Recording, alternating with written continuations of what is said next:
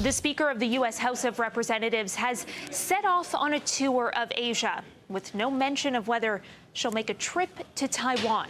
Now, while the possibility of a visit to the self-ruled island remains unconfirmed, it has rattled China, which claims Taiwan as its own. Good morning, everyone. But it's not just China protesting Nancy Pelosi's proposed visit there. Warnings have recently reverberated through the highest levels of the American government. Do you think it's a good idea for Speaker Pelosi to travel to Taiwan this summer?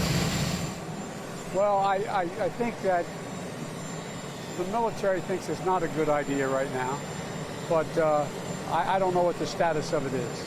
The president spoke with China's leader Xi Jinping last week. A statement from the Chinese government did not directly name Pelosi, but said Biden was cautioned those who play with fire will perish by it.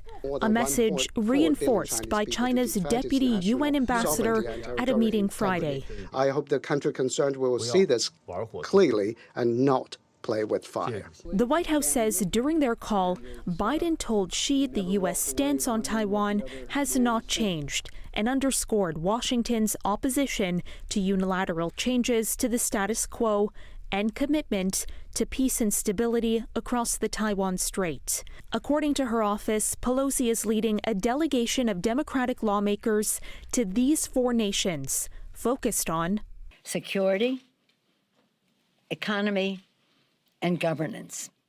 Pelosi dodged questions about her travel plans before her departure. Well, I don't ever talk about my travel because, as some of you know, it's a security issue. In perhaps a sign of how China would respond, the military announced live fire exercises this weekend in waters near Taiwan's coast.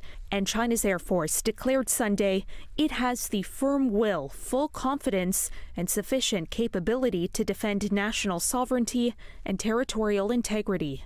Now, Pelosi's original plan was to make the trip back in April, but then she tested positive for COVID-19. If she does end up going to the island, it will make her the highest-ranking U.S. visitor in decades. Now, all of this, of course, putting this guy, the president, in a very awkward position.